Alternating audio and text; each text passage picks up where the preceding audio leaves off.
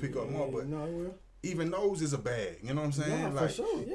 to get the secondary stations. Right. People In don't this, understand that. in this world, it ain't really. I can't even say that. And yes, I understand why you saying it's secondary, but you can't even really say that because the cost of a stream is the same. That's just what they call it. Yeah, you know what I mean? But it's just like if you think about the cost of a stream is the same there as it is in California. It's the same. So if 100,000 people listen to you there, they gonna listen. It's the same price.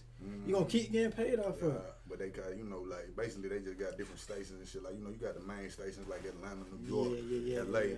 And then you got, some of the secondary stations are the ones that fill in on the outside. But sometimes you got to work from the outside in. You know what I mean? Yeah. Shit, I'm finna go to Greece, bring that shit back here. You feel me? Like, you got to pick up steam elsewhere sometimes.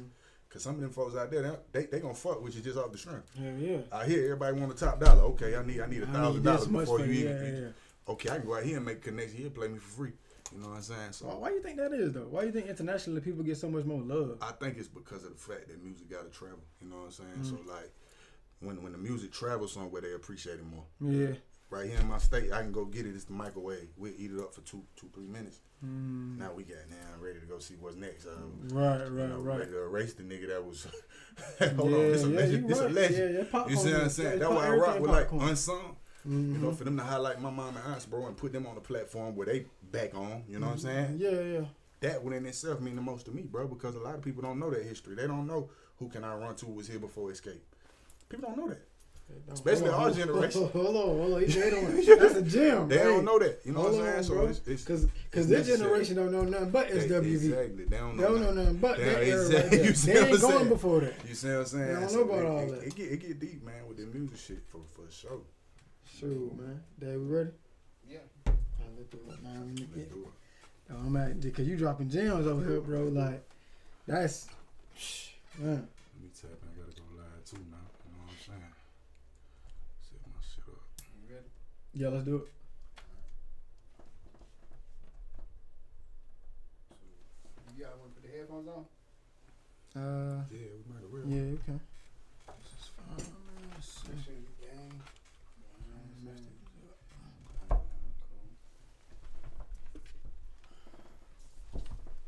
You got Wi-Fi in here, King? I do, but with how the equipment I'm The using, service ain't that good. Yeah. Nah, that is what I'm using. Oh, Like okay. I'm streaming everything. I see what you're saying. Say, I think I'm lit anyway,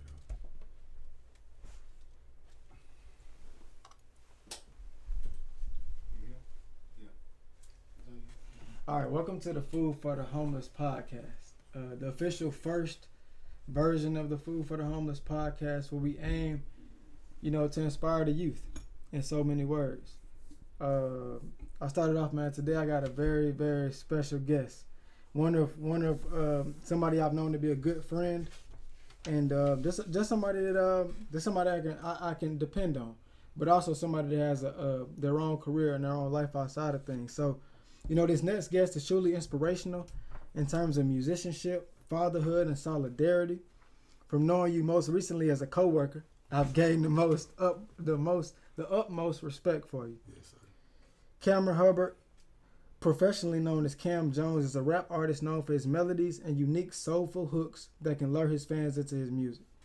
Hailing from Gwinnett County in North Atlanta, his music has always been a backdrop in his life as his mother and aunts make up the legendary R&B sister trio, the Jones Girls.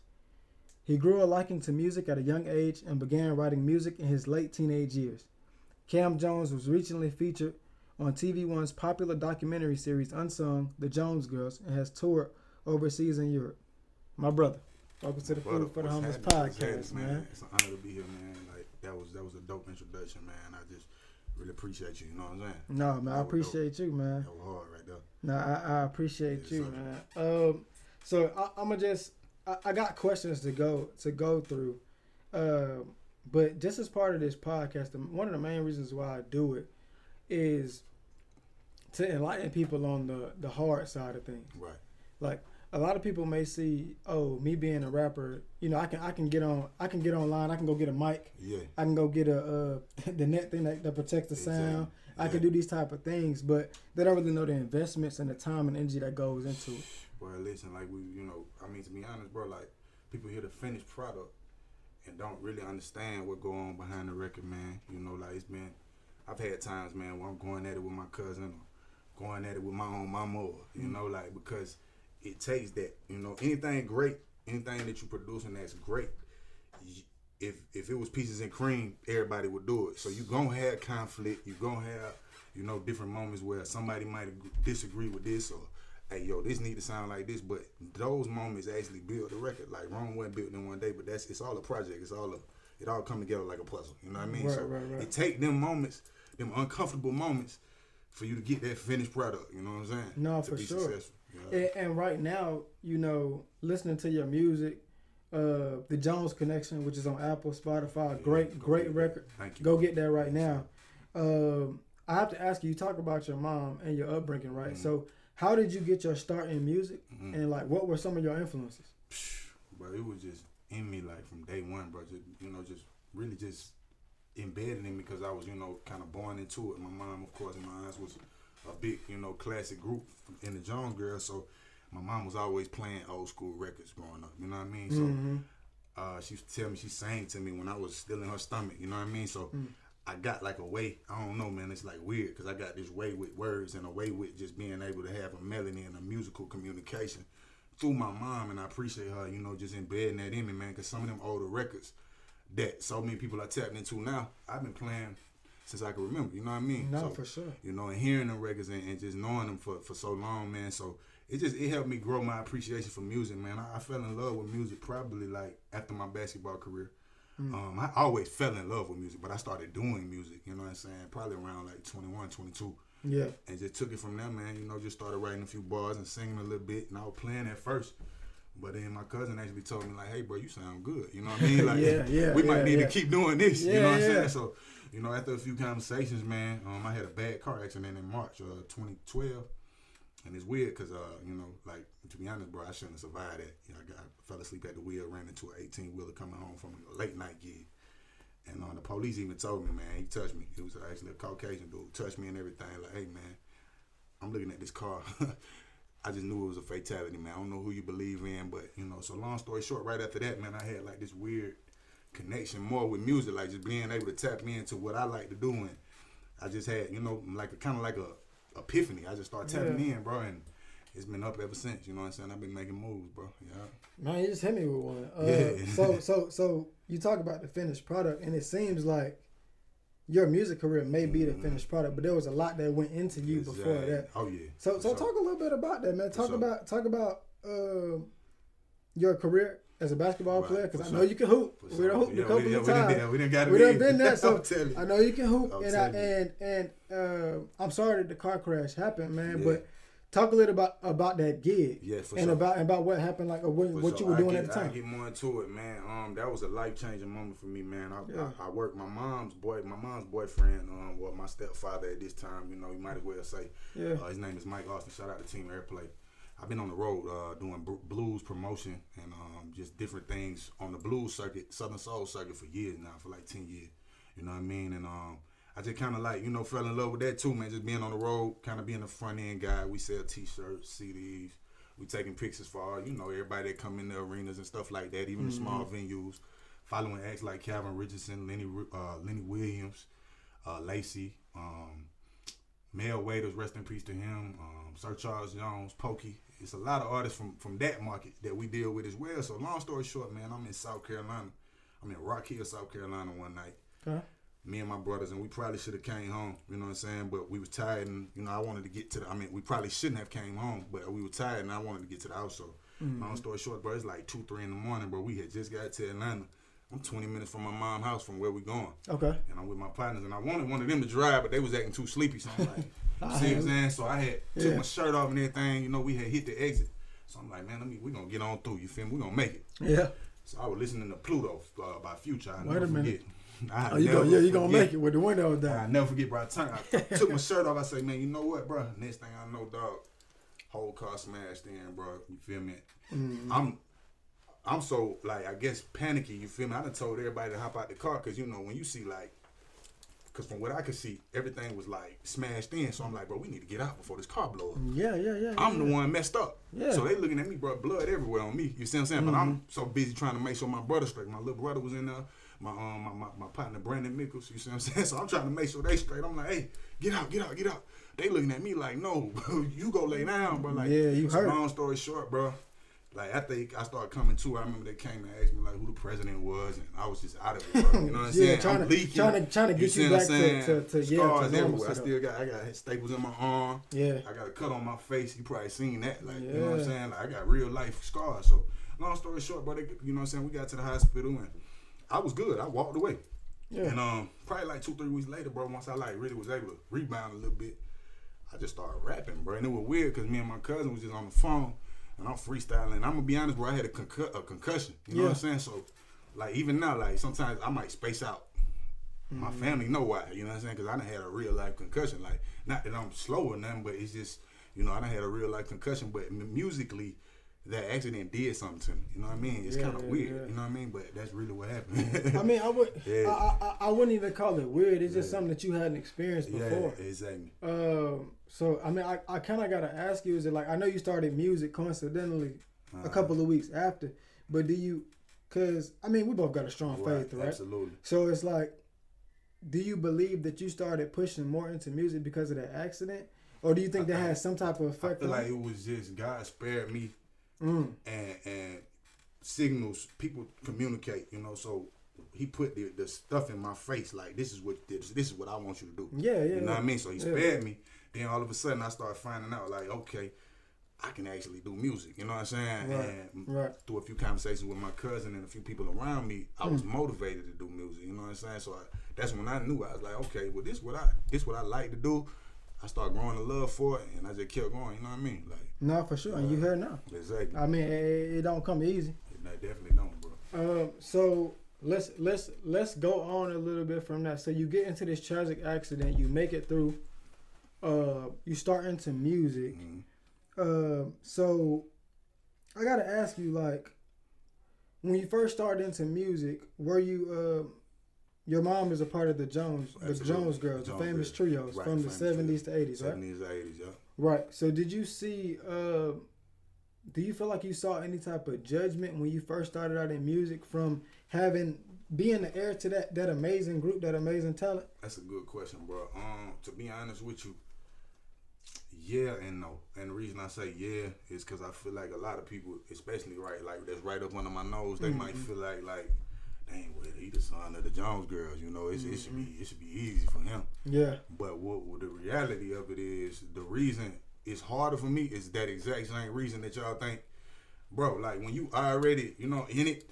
Yeah. Sometimes it's like, man, you know, you got to go even harder because they expect that. They expect me to be able to rap. They expect me to be able to sing and have. So now they looking at me like, okay, he got to really impress me. Yeah. You know what I mean? So that's why it was such an honor to get Duke stamped. You know what I mean? Because like when I dropped that record, or when she heard the first record, she was like, oh, I'm bringing you on Blase Blah, and you know, I like this and whatever. So, man, that meant the world to me. You know what I'm saying? Because I grew up loving for music, is with hip hop just in general. So for me to do some music and my mama be like, okay, well, I'm finna bring you on my production. Man, what else could I ever want in life? You feel me? You know what I'm saying? Yeah, so that's God given, bro. Exactly. God given in the fact that your mom is already a part of this and you able to grow it and mature it to something even greater. Yeah. But one thing I want to talk about, man, I want to understand the money side of it. I want to understand because I'm from East Atlanta, right? I'm from Boulder Crest Road, and a lot of times, growing up until now, I'm 26, but started with my generation. A lot of people, like I said, going to go get mics, not professionally, not mixing music, just going out there and just making tracks and putting them on SoundCloud with no type of. I didn't learn about what's it called, BMI, or all of the publishing things. All the things that give you money until like I'm 24. So was it? How did you get the game? Oh, was it from, you know, your mom being part of that group, or how did you learn the game of? How do I get paid for this song? How do I break down the words versus the, you know what I mean? How did you start to break that down? Well, you know, to be honest, bro, at first when I first started doing music, man, I would shout out to DMG too. You know what I'm saying? Devin Music Group, man. We made some noise on the north side of Atlanta for a long time, and that gave me my first because even though my mom is in music, it ain't like she just sat me down and told me everything about the music industry. Plus, the music industry has changed so much. So I had to go through different experiences, man. We just was kind of winging it, you know what I mean? And then once I started realizing, okay, we just released a record. We got to go track this on BMI. We got to make sure the publishing is together.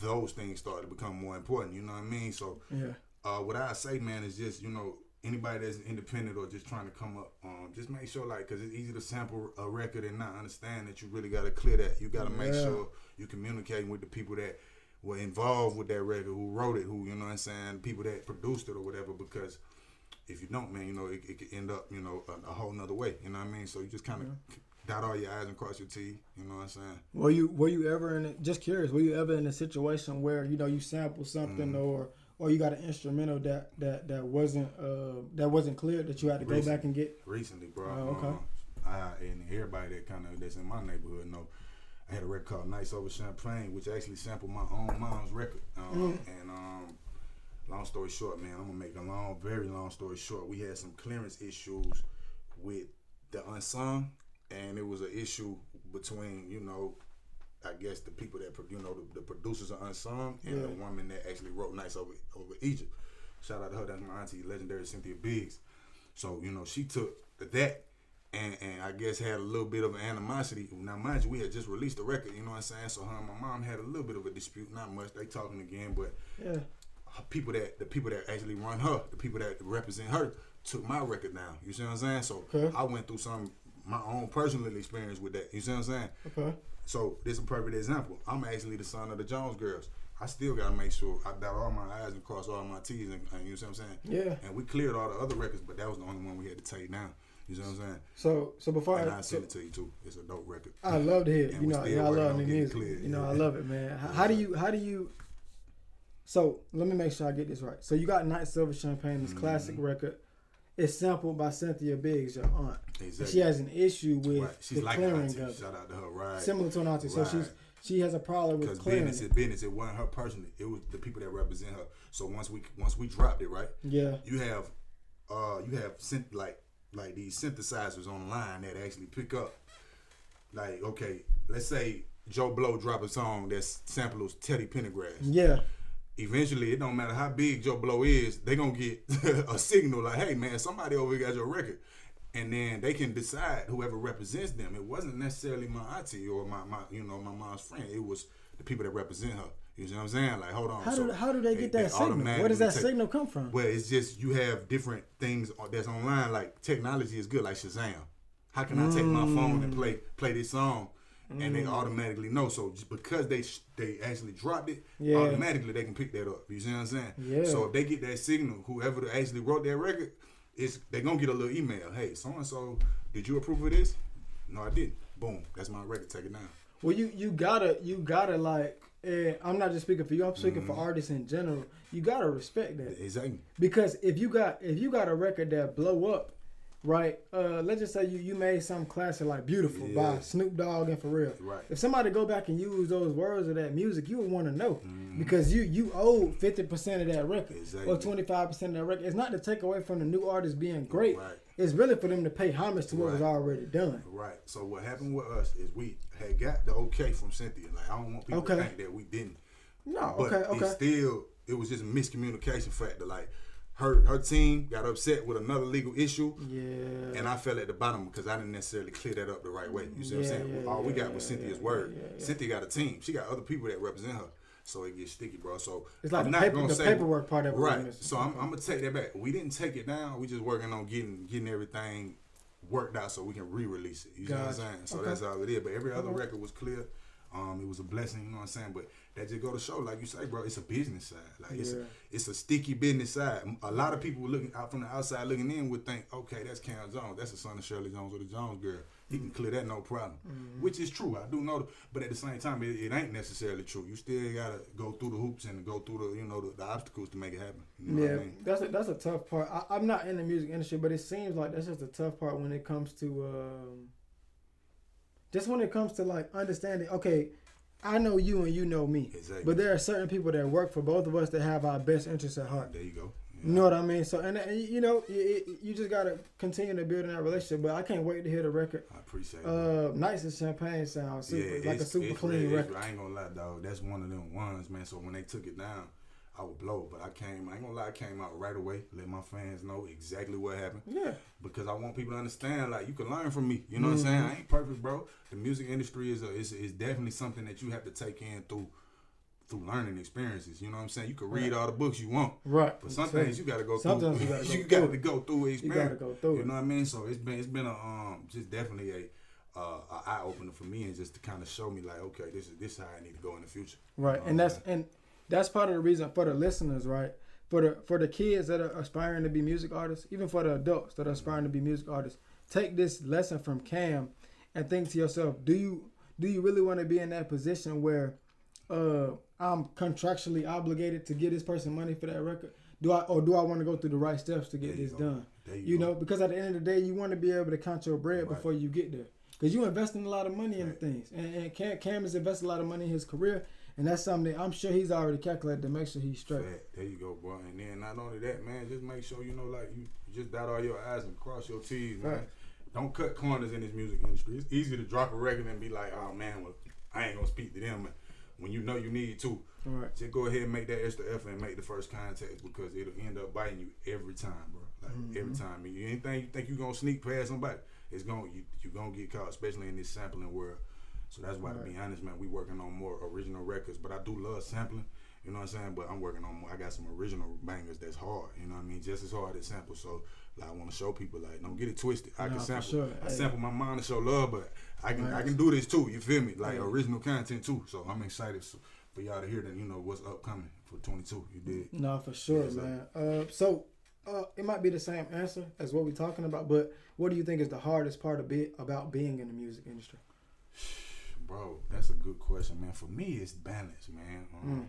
Okay. Just being, you know, I'm being honest, man. It ain't too much in this game I ain't seen, because I done seen the best of both worlds. I done been to London, been to different places and seen the best of, and then I've been right here in Atlanta and seen the worst of. You did, so balance, you know what I'm saying? Just really trying to like just balance it all out, man, because it's easy to look at this stuff that's happening on Instagram and everything that's going on in the world and feel like you ain't necessarily doing nothing, you know what I'm saying? Right. And I had to like really get with myself and make sure that I'm not comparing myself to nobody, and I'm being solidified to me. You being you. So everybody, and the reason I know I'm doing a good job, because everybody that talk to me, they like, yo, Cam, bro, you creating your own lane, bro. Like, I ain't never heard nobody that sound like you, but you hard. Those are all the buying signals you need, you know what I mean? So it took me a minute, man, like I say, bro, because I ain't one of them guys that, you know, I lost 2 of my aunties to this game. Like, you know what I'm saying, to be honest, and I hate to say it like that, but it was the game that kind of made them into what happened, you know what I'm saying, later in life. Yeah. So, you know, my outlook is different, bro. Like, I just want to be able to feed my family, but I ain't in it to hit the shade room. I ain't in it to get a million followers. You dig? I already seen that. I know what come with that, and I know that it ain't necessarily good. You feel me? Like, and if that come with it, great. I know what come with the game, and I've been in it for a minute, but at the same time, I'm just here because I love to do it, bro. And it's like, you give me, music is therapy for me. Like, when I'm writing and I'm singing and I'm doing my thing, it actually helped me get through my moments in life. You know what I'm saying? Those down times when you know what I'm saying, when you need somebody, I can go write a record. You know what I mean? So yeah, it get deep with me, dog. No, man, same here. Music is one of my passions too. Just listening to it, just you hear me singing that work all the time. I be messing with you too, because you need it. Like sometimes when you wake up in the morning, they had that joke about old school guys like no rap music before 12. But I mean, it's not like it's a thing where it's the vibe you feel. It's the feeling that you get music from music is energy, rather than you thinking about it full on. It's energy. So like I said before, man, a lot of people that's listening, if you go through all of these hardships and you go through all of these things, if I didn't take anything for what Cam just said, I'm taking the fact that his passion and his love for music kept him going in the music industry. Absolutely. It kept him going doing what he does today. Like thinking through all of that and, you know, deciding that, okay, it might come with some BS. It might be some people that try to do me wrong. But at the end of the day, I really want to do this because I wake up every morning enjoying the craft of what I'm doing. Bro. It's like, you know, it get deep, dog, because it's like I was literally born into this music. Like, even if I tried to run away, I played basketball in college and had a pretty successful career. I played at 2 different schools. And basketball was my first love, without question. Yeah. But for me to have my, and music was always there.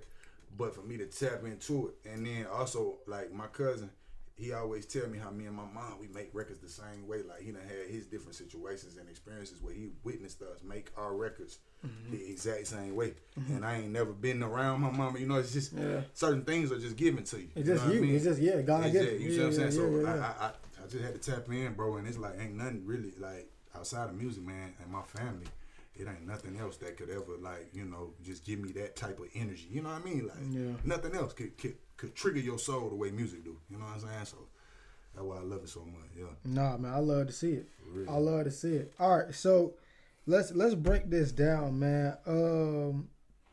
So we talk about balance, right? You got a family, I got a family. We want to go out there and do what we're passionate about. Like, I'm passionate about podcasting, book publishing. You passionate about music, right? But sometimes that book might not sell like you wanted to. Exactly. That song might not hit with the fans like you wanted to. Exactly. So my question is, should artists focus more on streaming, or should they go the tour route and get paid so that they financially stable?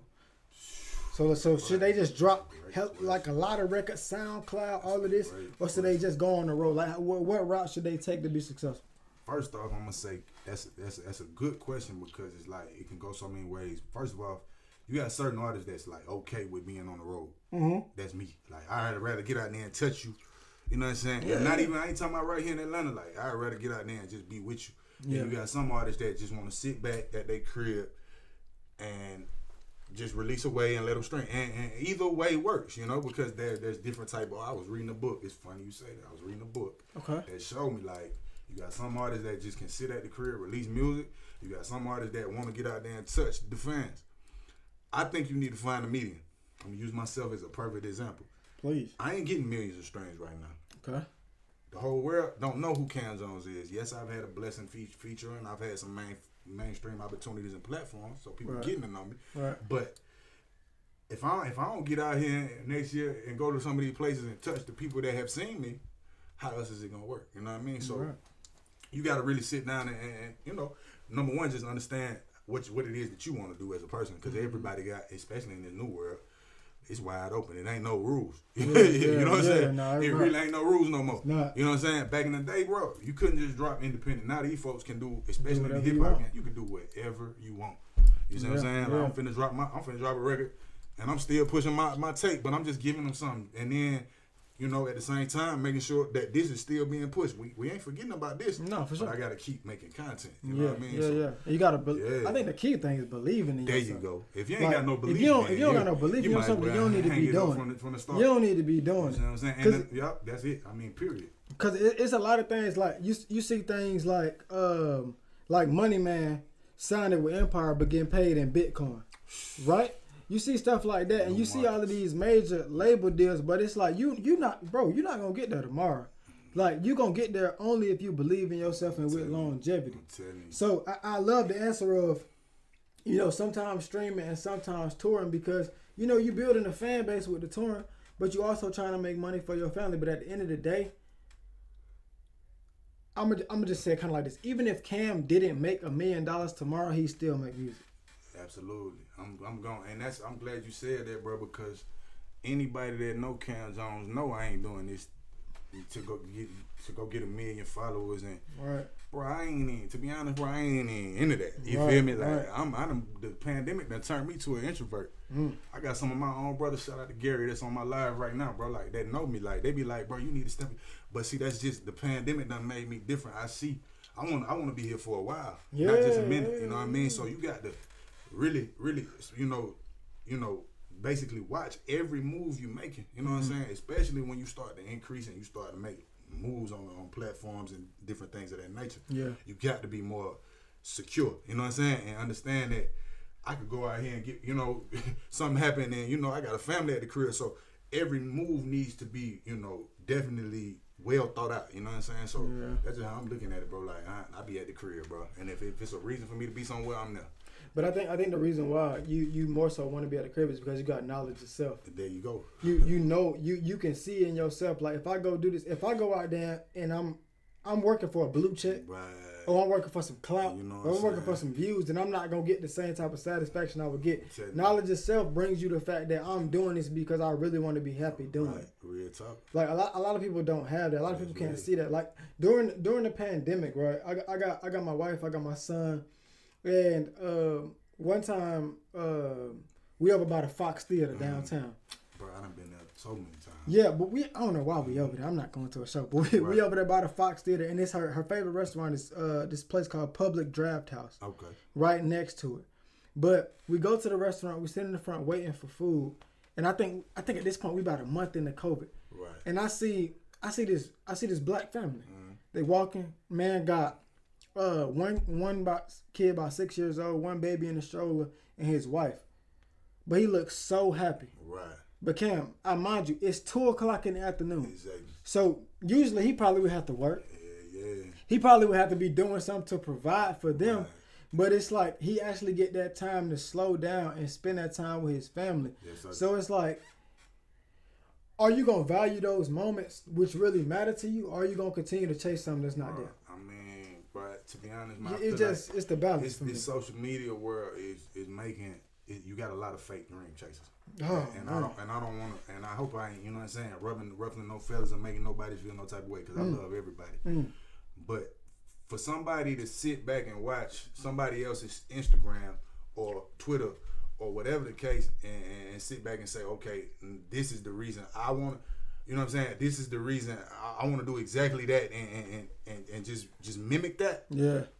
I just don't understand that. You feel me? Like, I feel like you should be yourself. It's okay to use somebody and be like, all right, I could use this as motivation. Yeah. But if you just want to mimic somebody just wholeheartedly, and salute to everybody, because that's become an industry within itself. So salute to a lot of the, the young thugs and, little babies and stuff like that that's doing that and creating, if you using it, your platform for that, I can only salute it.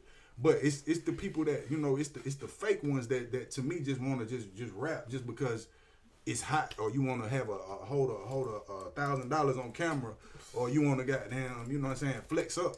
Then to me, I feel like, that might not, music ain't for everybody, bro. You know what I'm saying? So it's a balance, man. Like, don't be fooled, man. Like, exactly. Like Jay-Z put $1,000 to his head, but he got $10,000 in the bank. That's exactly right. Like, people not out here like, I guess I'll say like this: people not out here chasing money; they chasing purpose.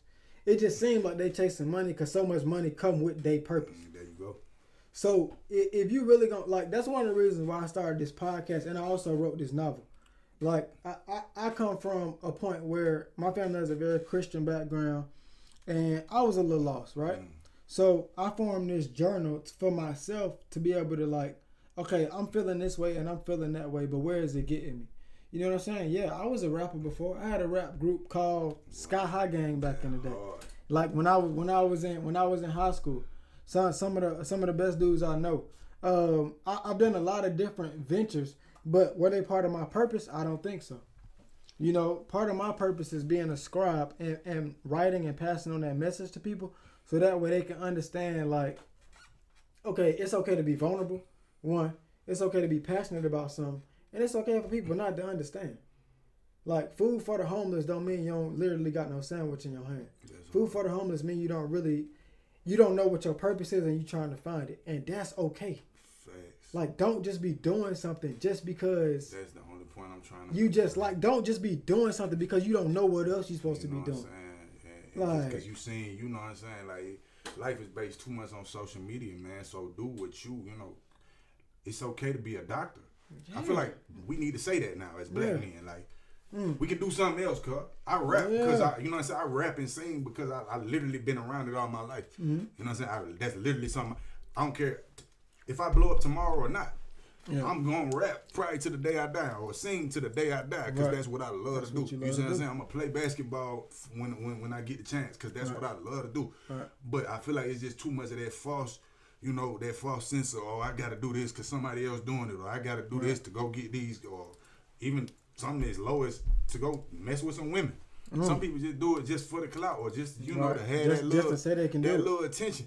But where is that attention getting our rappers right now? Nowhere, bro. That's what I'm saying, man. Rest in peace, Young Dolph, man. You know what I mean? We was just talking about that. We're losing too many. We was just talking about that. So it's like this game crazy, man. Bro, it's so many more ways to be successful, man. Like, as soon as, and the thing that sucks is, like, we know Young Dolph for 100 shots, right? We know Young Dolph for Bulletproof, which is cool. 2 of the hardest records I bang up to this day.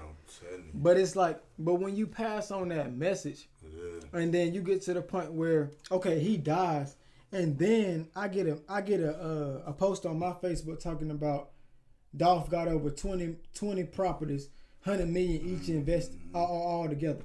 Like, there's more than one way to be successful. You know what I'm saying? I get that. You know, a lot of you young people are looking at, you know, this thing and being like, okay, he's doing this main thing, so that's the only thing I can do to be successful.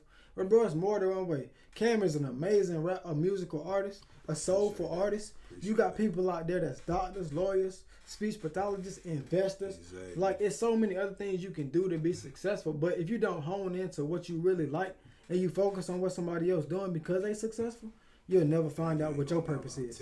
You never will. It's too much of that, bro. You feel me? Like, just be, you know, be you. You know what I'm saying? Yeah. Please be you. You feel me? Like, anybody that's saying this, man, the state of the world right now is crazy. We already going through enough with COVID alone, but I just feel like, you know, social media making the world darker, cuz you supposed to come to social media and escape, but everybody comparing lives, clout chasing, man. What's up with all that shit, man? Go to my page and get some original content. Right. Share it, bro. Share it. Clout chasing. I am Cam Jones, man. Y'all follow me. You know what I'm saying? Follow me on all platforms. You feel me? I got my music. You can type me in the Jones Connection.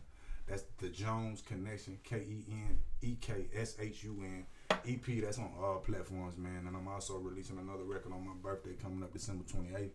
So look out for that. That's titled Don't Let It. Constantly working, man. We ain't stopping, man. We going up. That's for sure. So one of the things we were talking about earlier is I commend you on being organized. I appreciate that. Like, when I type in Cam Jones, I can immediately find your Apple Music link, your Spotify link, your YouTube link. Right. So my question for you is, like, what's the best way that you've seen to market your album or to get people to notice you? You know, what's the best way? And also, how does an artist get more listens? Oh, boy. Two good questions. First question, I think to get more listeners, man, what I do is I tap into different, you know, it's everything. Instagram is cool, but you got to have different avenues, man. Me and my cousin got email lists. We got different things that we doing on the other side. I'm making connections, like personal connections, like, you know, we just met the artist outside. Those moments of value when you face to face with somebody. You see me at work passing out CDs. Like, that's the type of vibe you gotta have. For sure. You gotta make them help because, you know, and shout out to the job, man. He know, man. I got a few of my guys at work that are actually fans and they love me and they listen to my music. So they go to show. That's a perfect example. I went to work, gave them a CD. They tapped in. You know what I mean? So you got to be personal now. You know what I'm saying? Even though I know we in the world where it feel like you ain't got to be personal.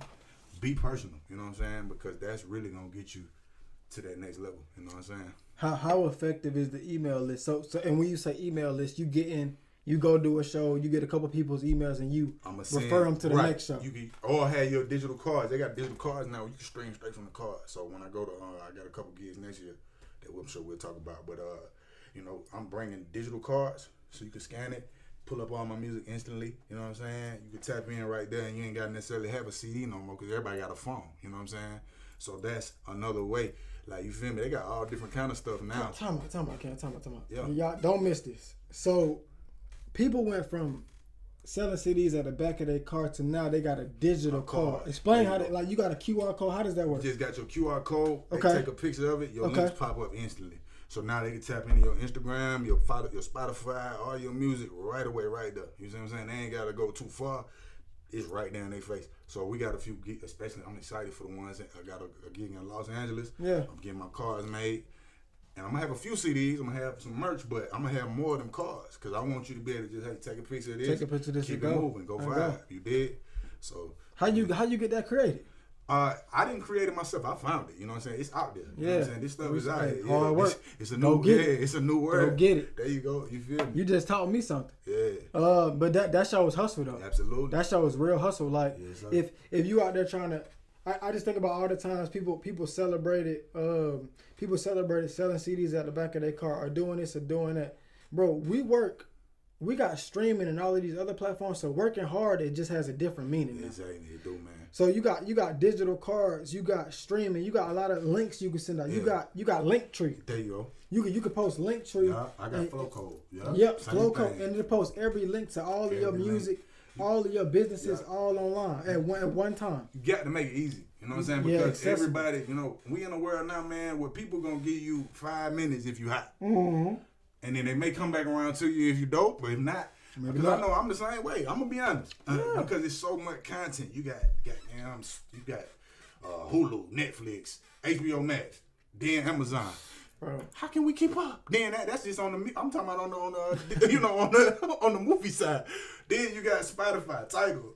You know what I'm saying? Come on, man. So many different options. Come on, man. So you got to really make sure hustle, you catch somebody on that first 2 or 3 minutes. That's why I got a song called "Later at Night," bro. That song 2 minutes. That's my song. But yeah, I appreciate that. You feel it? Hey, that's my joint right there. I dropped it, but it's 2 minutes for a reason because I ain't want to give you too much. I just want y'all to enjoy that for 2 minutes.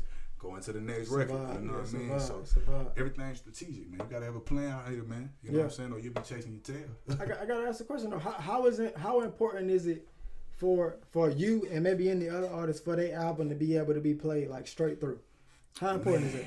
Listen, bro, that actually was the whole strategy behind my record, man. We put a few skits in there because we was like, man, we want people to catch this body of work, as opposed to listening to one song and then let me find the next hot song. You know what I'm saying? Yeah. And I do that because you know I ain't gonna lie, bro. I like a lot of street rap. You know what I'm saying? So when I'm listening to my street rap and I'm in my mode, I'ma skip and I'm trying to find each hot song. But when you listening to somebody like J. Cole, Kendrick, you got more artists that may get more in depth with you. You know what I mean? Really personal. You can't skip them records because you want to hear what's in between.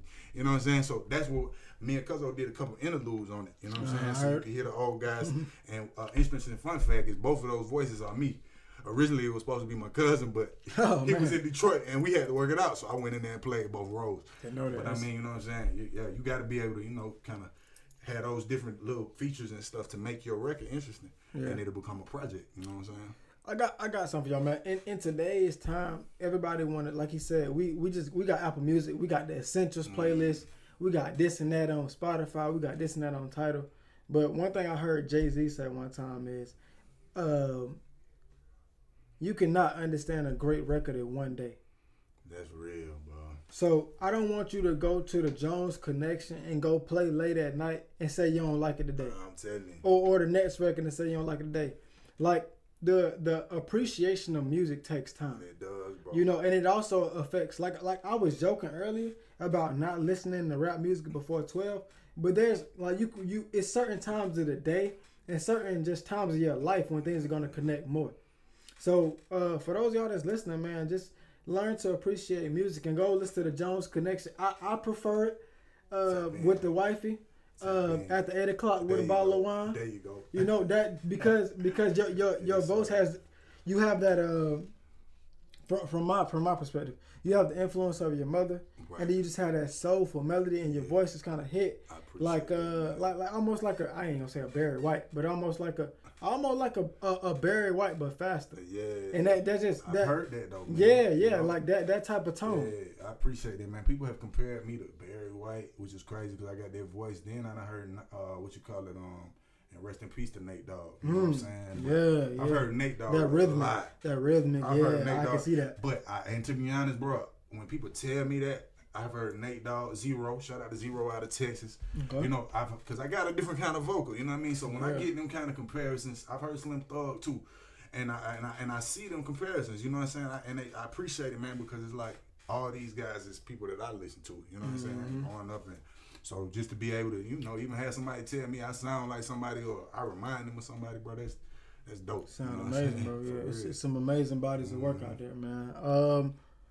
So, I guess my next question would be like, what's one of the worst experiences you've had in the music industry in terms of, you know, missing payments, maybe artist behavior, or overall scrutiny from your peers, like somebody telling you, "Oh, that's whack," or something like that? Boy, that's a good question, man. Man, I've had a lot of experiences on both sides, man. You know, because I done did management before. where, you know, you like, you know, and no disrespect, I love all my legends, you know what I'm saying, but you got certain artists that's, especially on the blues side, you know, when I'm out there, you know, kind of taking pictures and stuff like that, where they want all your time, but they don't understand that it's, you know, that diva mode in the artist industry is coming, you know what I mean? And I done seen, you know, salute to the queen, legendary Shirley Jones with the Jones Girl, I done seen her get in diva mode, you know, because, you know, you got to give these artists, they, you know, they respect, but at the same time, they can take it overboard. So I've had some funny experiences with artists, you know, because they, you know, they be like tripping a little bit, might have had too much to drink or whatever. But hey, it's entertainment. You know what I mean? Like, it comes with it. It comes with it. I love the game for that reason. Like some of them same moments is why I go out there on the road. You know what I'm saying? Because I really like just, you know, touching artists and learning from them. You know what I'm saying? Because I worked with Lenny Williams before. I worked with Calvin Richardson. I was actually his security one time, man. So I've done different things in the game. It ain't just rap. You know what I mean? Like I've done a lot of stuff to kind of show me different and learn. I can learn from different categories of the industry. So to me, that's why I thank my mom and my, you know, salute to Mike Austin, man. You know, because they kind of put me out there and kind of showed me like I can go anywhere in the game right now and I'm good because I know how to move. You know what I mean? Well, coming from that, and that's something I've had to learn. We talked about a little bit earlier about being an introvert. Absolutely. About trying to like close yourself off. So how do you get the most out of those experiences? Like even if you feel like, I ain't gonna say somebody disrespect you, but even if you feel like this situation may not go well, how do you get the most out of those situations? Just being humble and understanding that, you know, like you're not gonna always agree with somebody, and you got certain people that may be, you know, we are human, number one. Some people might have had too much to drink, or some people, when they want something, they want it right then. Yeah. And you just, especially in this game, it's a fast-moving business, so you got to kind of be ready for whatever and just stay humble, man. I like to receive moments I like to sit before I react. You know what I mean? So even on the road, when it's a line and I'm trying to make something happen, I'm like, okay, she just tried me, but let me get myself together and really understand, because I don't want to say nothing too crazy in this. So, you know, you got to think about it. Like, because I done had, bro, I ain't going to care, bro. I done had people talk to me crazy. I was in somewhere last year, I never forget. And I might have took dude picture or something and forgot something or something, and buddy just got to talking to me crazy. So I got to the point where I ain't even want to deal with him. Like, he like, man, F you and all this, man. Y'all boys over here with this da-da-da. And I'm like, dog, like, bro, he on another level, had a few drinks, and it was like, bro, he had his girl with him, so he trying to show out, you know what I mean? So it was just an experience, man. Like, the music industry, it can be fun, but you just got to really, you know, understand it's going to be some stuff that you ain't seen before. You know what I mean? Like, I guess I'm going to say I struggle with that. I'm not a musical artist, but I struggle with that, too, because it's kind of like you watch, and this is back to social media. You watch Nipsey Hussle slap somebody at the BET Awards, not knowing what he said, but knowing that it was something that hit him enough for him to be like, bro, you need to chill out. So it's I mean, I understand. You know, it's tough, man. It's tough being an artist, but I'm proud of you for picking your battles. Man, I appreciate that, bro. You got to sometimes. You got to, bro. You know, especially if you wear a lot of hats, man. You know, a lot of people just, like we said, man, they hear the record and don't know nothing about what's going on behind it. And I just wish, that's why I appreciate TV One Unsung and platforms like that. They just show you more about the acts that paved the way for everybody that we see today. That ain't really getting their flowers for whatever reason, just because everybody's so microwave and don't want to show no love. But what I will say, man, is I'm thankful for the pandemic, because I feel like it was so many people that, you know, tapped into some of them older acts just because we was at home and they had nothing to do. So if nothing else came out the pandemic, you know a record or two that you ain't know nothing about from back in the day. You know what I'm saying? So to me, bro, that's dope. You know what I'm saying? Like, just curious, have you or either the Jones Trio, have y'all seen an increase in listens during the pandemic? Boy, I was just finna say that, man. I'm thinking like, cause people sitting at home, they gotta wonder. I'm finna give you the stats. So going into the pandemic, coming out of 2019. The Jones Girls was at 198,000 listeners. Okay. They had 315,000 monthly listeners right now. Sheesh. Nights Over Egypt. Almost double. You see what I'm saying? Nights Over Egypt going nuts. But see, a lot of people don't know. I'm behind my mama's Instagram. I handle all her stuff. You see what I'm saying? So we done talked to Fat Joe. We done talked to D Nice. We done talked to. These are my guys. Because I done, you know what I'm saying? I've been running her page. She got the blue check. You see what I'm saying? So I'm going crazy. And then I'm attached to her legacy now. They done messed around and put me on a song with her. So now I'm going up. My followers going up. So they're like, man, I ain't gonna lie to you, Daniel. If you would have told me a year and a half ago that I'd be where I'm at right now, I'd probably tell you lying. I probably would have told Couldn't you. Couldn't even see. That's crazy. You see what I'm saying? But now I'm starting to see like, okay, this is exactly what this is all I could have ever asked for. You know what I'm saying? So it's a blessing, man. You know what I mean? And just to be, still young, still going to get it, still healthy and humble, man. I know the world is wide open for me. You know what I'm saying? It sure is, bro. Look for those. For anybody listening, bro, look for those conversations that are not that like I guess confirm your destiny. Like we always looking for signs, but it's like if I'm Cam and I'm managing Instagram and Fat Joe hit me, I know I'm doing something right. Yeah, no cap. I know I don't know if D Nice or somebody in the music industry that I respect hits me, don't take that for granted. Okay. Like take that to the next level and be like, okay, I must be headed in the right direction. It may just be something small like, bro, I like the song. No cap. Or it may just be something like, I want to sample this, but it's massive on the scale of that somebody respects your work and that you need to take that comment and that moment and take it to something totally different. Yes, sir. Shout out to Fat Joe too. He pulled us up on his he got a called the big show. Yeah. So back in I'll never forget, bro. Back in October 2020, he pulled up me and my mom. You can still go see it. It's on his Instagram. We featured on his he interviewed us, chopped it up with my mom, and my mom brought me up, man. So shout out to Fat Joe, D Nice, man, because they playing these records. Yeah. Fat Joe played the record Nice Over Egypt every time he was opening up his actual platform, and that was tapping in people to older records. You know what I'm saying? You got to do that. D Nice constantly playing the records, so some of the new generation, man. It's okay to play that rap shit. Don't get me wrong, I do it too, but tap in, man. Go 30 minutes and tap into some of that 70s, 80s music, man. I promise you, you ain't gonna be upset because that music's soothing. I get a sense of how you feel, but how you feel about like, okay, you got Fat Joe and I guess our parents' generation of wanting to be tapped into those before them and knowing where they came from, right? But then you got compare that to and I'm just using him as an example, but Lil Yachty, and when he first came out, being like, I don't even know who Tupac or Biggie. I don't know none of their lyrics. See, and it's, like how you feel about it? I'm gonna be honest, man. You know what I'm saying? I feel like this, bro. It's gonna always be somebody that don't know. But we in a time where everything is in our face. So if you call yourself a music head and you don't know who the Jones Girls is, you're not a music head. You see what I'm saying? Like, and I ain't trying to hurt no feelings or ruffle no feathers. But these, I'm gonna get deeper. The 3 Degrees, the Stylistics, the OJs. You see what I'm saying? Like, these are acts that don't get enough love, bro. Like, you tap in, dog. They pay, all their records been sampled millions of times, hundreds and thousands of times. Some of the coldest music you're gonna find. Philadelphia International, you know what I'm saying? The whole record label, iconic.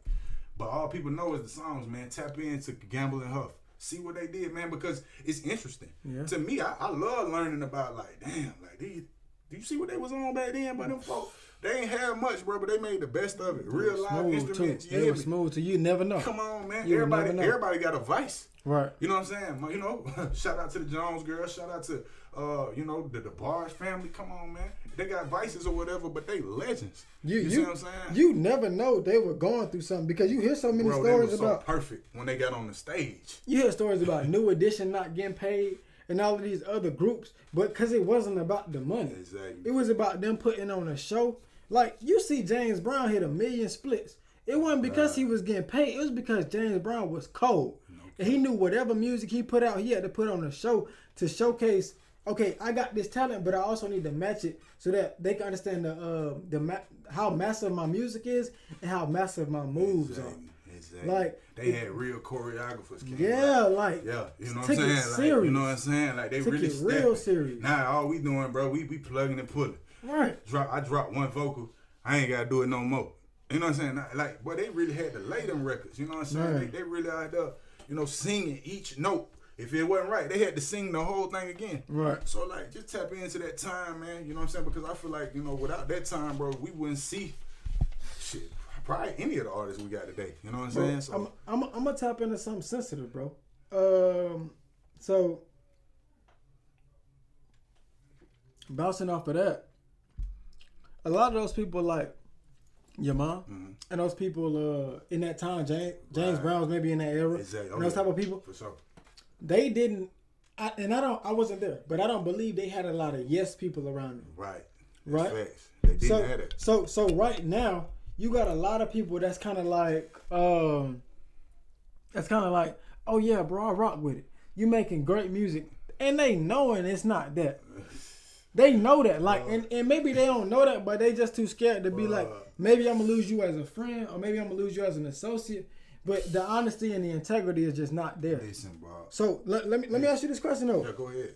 How long should you give yourself in the music industry before you either give up or consider something different? Or at what point do you like know something is different, than what you're doing? Damn. Or should you ever give up? If you passionate about it, man, listen, go for it. You know what I'm saying? I ain't gonna lie, man. Come on, man. The Island Boys. Have y'all been seeing what's going on? Oh, man. The Island Boys is going up, man. So if they can do it, y'all can too, man. I'm a real solid dude, dog. So I just like to see people being successful in any way. Oh, my goodness. So if you know what I'm saying? We really in a time. It's sad, but it's true. We really in a time where anything could go up with the right production and the right motherfucking just behind it. You know what I mean? You're right. It might be slow, it might be fast, but the Island Boys. You know what I'm saying? So. But but to elaborate on what you're saying, because I'm solid too, like, hey man, stop gassing your partner that can't rap. You know what I'm saying? Mm-hmm. Like, because I mean, come on, man, you ain't doing nothing but poison in the game, man. You know what I'm saying? Like, it's a lot of these cats out here that's just straight trash, but they got a crew of yes men behind them. You feel me? And to be honest, man, if that's what brings you joy, then go for it. You know what I'm saying? But just have some passion behind it. Have a motive. Have a motive outside of, I'm finna hold this pistol with a couple racks and hold my grill like this. But I'm have more of a motive than that. I'm gonna say this though, like, that's real. You know what I'm saying? But then I get to the point where it's like, okay, you live in the bricks. You come from nothing, right? Mm-hmm. You gonna make $1 million off of some BS music. You gonna make $1 million as an Island Boy. Right. They just performed at Live or Dre's or wherever they were. What I'm saying. So if they go out and make that money, do you encourage them? Do the people around them, are they wrong for not encouraging them to stop? Or are they like, or because they provide for their camp at that point? I mean, the game is so watered down right now, bro, to a point where a TikTok, any perfect situation that's just produced right on TikTok, if it's put up right on TikTok, gonna go crazy. You know what I'm saying? So it's like, who am I to tell you not to do it? You know what I'm saying? I done seen some of the craziest shit go up. You know what I'm saying? So it just go to show me, like, you know what I'm saying? Hey, one thing about me, though, I'm going to stay embedded in good music. You know what I'm saying? I come from something, so I'm going to make sure when you listen to me, dog, trash ain't even going to be nowhere in the category. You might not like it, but you ain't going to say I'm trash. Right. And that's, if you say I'm trash, then okay, you a hater. I could really say that because that's the kind of music I make. You know what I'm saying? I ain't being cocky or nothing, but I know what I put into my craft. So when you hear it come off that, when you hear it come out those speakers, if you saying it's trash, then that just might not be your type of music. Yeah. And I can respect that because you got a lot of people that's going to listen to trash and they like it. You know what I mean? It's a trash category. It's a trash. It's people for it's fan, and everybody hears stuff different too. So to you, what's trash might be gold to the next man. You know what I mean? So it's just a lot of different ways to look at it. You know what I'm saying? No, it is, man. You got to know your roots though. Got to. That still come back to the beginning of the conversation. Know your roots and knowledge yourself. There you go. Like knowing where you come from and knowing that.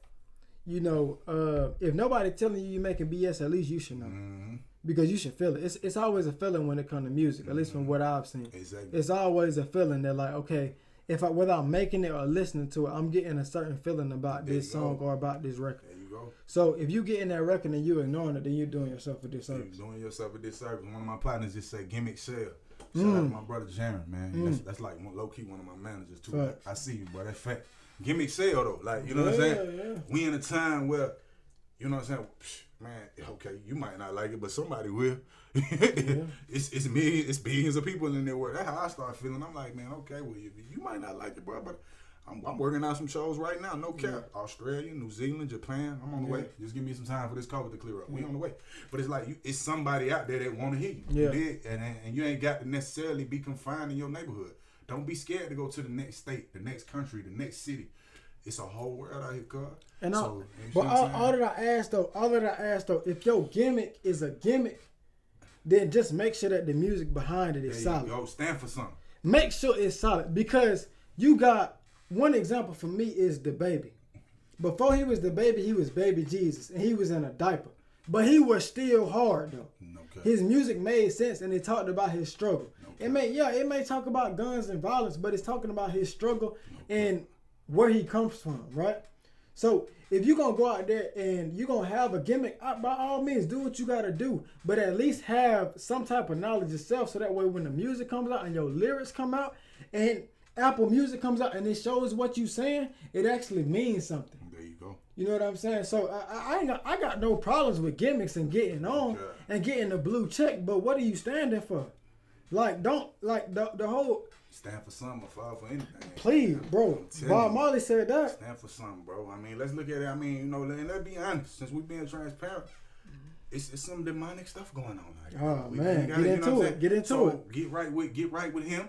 And do what you want to do, man, but stand for something. Straight you know up. what I'm saying? I ain't finna sell. I'm not selling out, bro. You put $1 million in my face. If the contract ain't right, I ain't signing that shit. Tell you. That's on God. I'm gonna stay independent, bro. I know what, it's something bigger in the picture for me if I work hard enough for it. Right. So, a lot of these young cats, man, they just waiting for the dollar, man. Everything is, everything is instant. Mm-hmm. But what you got to start focusing on, what you going to do in 20 years when you're 40, bro. If you're 20 right now, if you're blessed enough, you're going to be 40 one day. One day. Let's start thinking about it, man. You know what I'm saying? You want your kids to hear you trap all the time? Or, you know what I'm saying? You want to put out something that's going to mean something and have some longevity. I salute it either way, but I choose to go my route. You know what I'm saying? For sure. And I respect that, man. That soulful connection is what the people need, man. Real talk. The Jones connection. I keep thinking about Late at Night, man. That's all I keep playing in my head, man. Late at Night. That's one of the ones. Hey, go get that too. Late at Night on all platforms. Video on YouTube. You know what I'm saying? We're going up with that.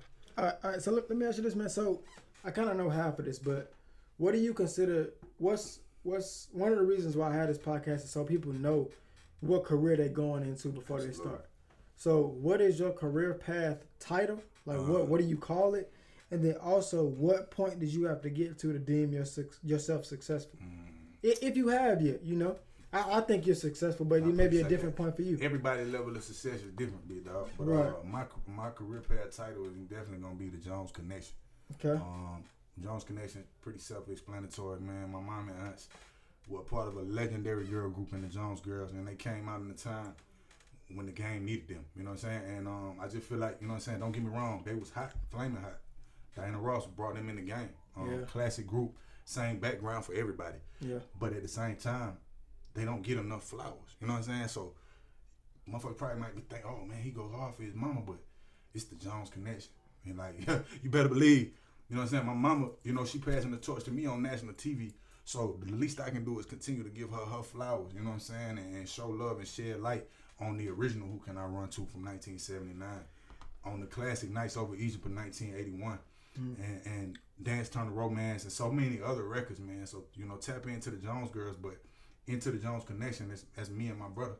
And he go by Phelps Jones out of Detroit, Michigan, man. And he's the son of Valerie Jones. That's my auntie. She passed away. So we decided to come together as a group and just continue to, bring that sound and give it a new twist, a new, a new aura, just a new feel. And it worked. You know what I'm saying? Like, we got this shit on TV, bro, and we starting to go up with different moves and stuff like that, man. So it's just been a blessing, man. I guess I'd say my level of success, I noticed that this year. And like, I'm going to go ahead and say May 23rd, bro, when I seen myself on that TV, dog, like, and it wasn't like me putting myself on YouTube to see myself on TV and I'm on a national program and this shit is going to be played for years to come. Yeah. I'm going to be honest, bro, I cried, like, because it's like, all I ever wanted was my mom to get her flowers, bro. My mom's still here. So, you know what I'm saying, my aunties, they see it from above, but all I ever wanted, bro, was for, and I'm getting emotional right now, cause all I ever wanted was for her to get her flowers, bro. Like, this lady put in so much work, you know what I'm saying? Like, for Goats from back in the day, she used to date Teddy Pendergrass, no cap. Crazy. No Crazy. cap. Like, when she, you know what I'm saying? So I could put so many different jewels out there, bro, but I come from something, dog. You know what I'm saying? So when you come from something, who would I be just to look at this shit and run off? Like, I got to have something to do with this. No, you know what I'm saying? So it's like, man, it's been the biggest blessing of my life, man. I felt the success instantly. Like, damn, nigga, like, I could damn near drop the mic if I wanted to. I'd never do it, but that's how I feel. You know what I'm saying? Because it's that real. You know what I mean? Like, Man, I gotta say this, man. A lot of people like, and I'm not saying you do, but don't ever feel ashamed of continuing your legacy. Man. Whether it's you or whether it's anybody listening. Because the thing is, you may have somebody that was successful before you or somebody after. But my dude, that's called generational wealth. That real talk. You thinking, when you think wealth, you think money, but it ain't just that. It's wealth. In this example, it's musical, lyrical content, it's ideas, it's thoughts, it's all types of balances in that you can pass on to your kids. See, the thing that like, bro, I'm gonna just be honest. The thing that pisses me off is that people get clowned or people get looked at crazy if their parents were well off and they get a piece of that. How you gonna look at somebody crazy because their parents worked hard or they got to a different point? And you taking advantage of what's given to you, right? And I'm gonna touch on that, but keep going, bro. But I'm just saying, like, it's like even if Cam's super hard working artist, even if he did nothing, he don't got nothing to prove to nobody that's listening. The only thing he got to prove is to himself to form a passion for his music. But he's done way more than that. He's formed the Jones Connection. He's made a wonderful album, a soulful album, and continuing to tour that with his tour in Greece, New Zealand, and God knows where else. But the thing is, I just don't want young people to feel like you got to feel ashamed of where you come from. Like, we more proud of being poor and more proud of being from the struggle than we are being from something great. I'm telling you, bro. Like, if you from something great, bro, celebrate that. You just as, you still gonna have to work hard. You still gonna have to invest in whatever craft you find because you're a different person than your parents were. But don't ever feel ashamed that you going into something that's just a continuation of what your parents did.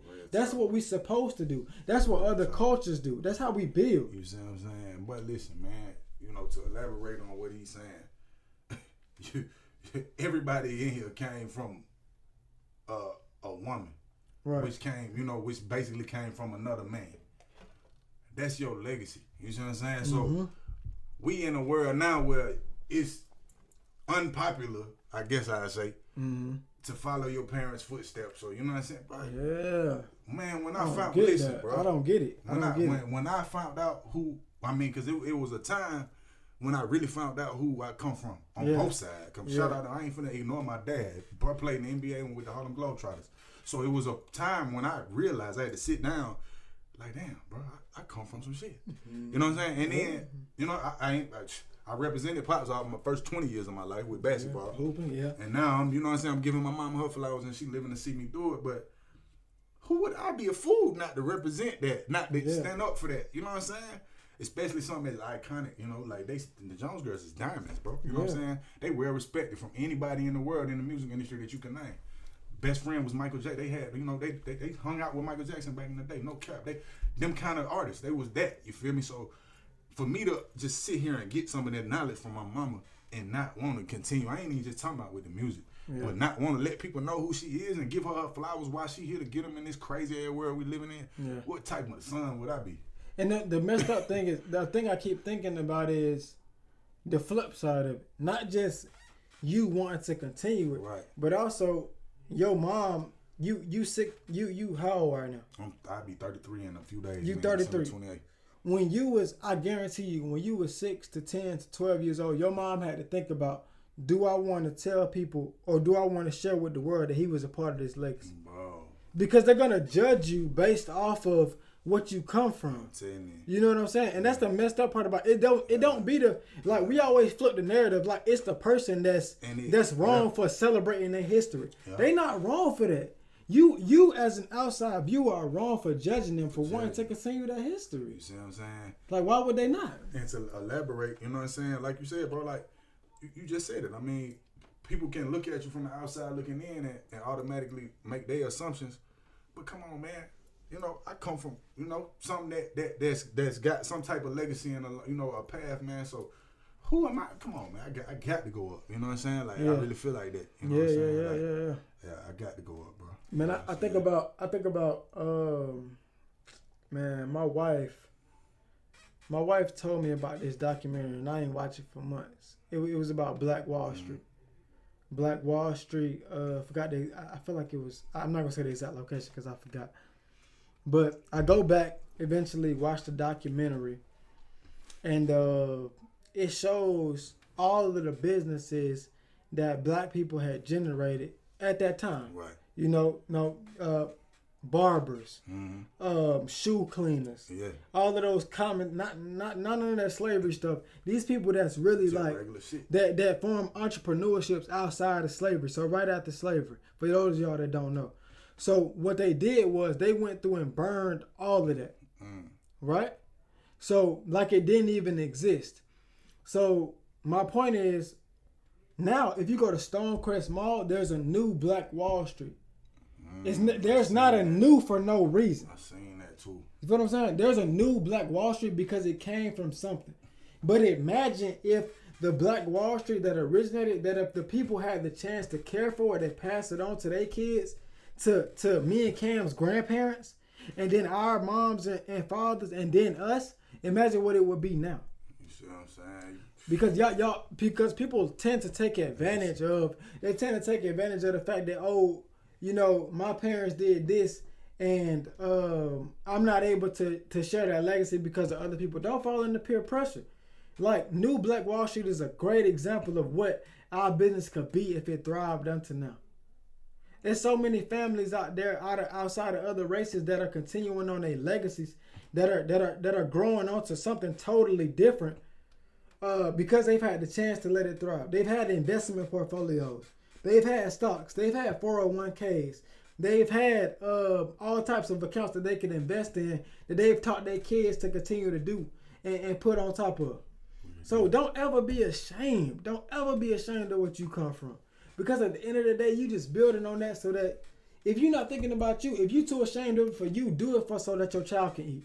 Man, I'm telling you, bro. If you too ashamed, if you too scared of it, if you too scared of the potential outcome of it, just think about the child that comes from you and the seed that comes from you and what they gonna need. You know, and perfect it for that reason. Because sometimes if you can't be selfish in this life, man. You can be selfish about 25%, but the other 75%, you got another generation to come. I'm telling you, bro. You got a whole other generation. Listen, man, like he's saying, bro, you know, it took, and I ain't gonna lie, it was hard for me to, you know, I remember, you know, like you said, man, my mom kept that shit away from me. You know what I'm saying? So salute to her for that, because I didn't even know.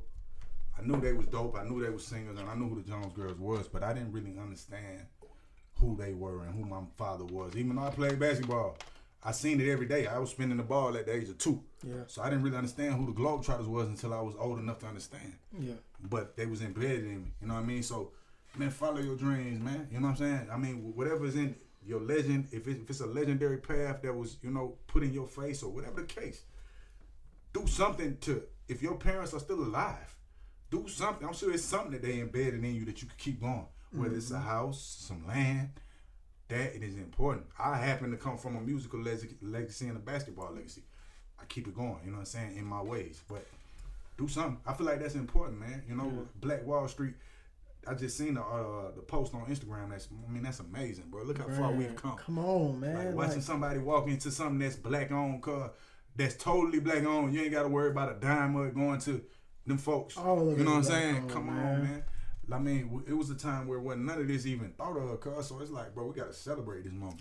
And you talk about, and you say like, if the music was embedded in you, but just think about the love and the care. Like, it don't gotta be tangible. It don't gotta be something you can touch. Bro. It can be love. It can be, you know, Anything. it can be music. It can be feelings. It can be instruction. Exactly. Whatever the generation before you embedded in you, take advantage of it and use it. Oh God. You know, because now we passed the internet age. When I was growing up, we had dial-up. Now we got hotspots. We got all type of things that can advance us and that we can use to take us to the next level. So take those small pieces that you got from the generation before and take it to the next level, man. And like Cam has done with his music career, man, he's an amazing musical artist, and we know why. Because he's organized, you know, he's consistent, and he got a passion for it.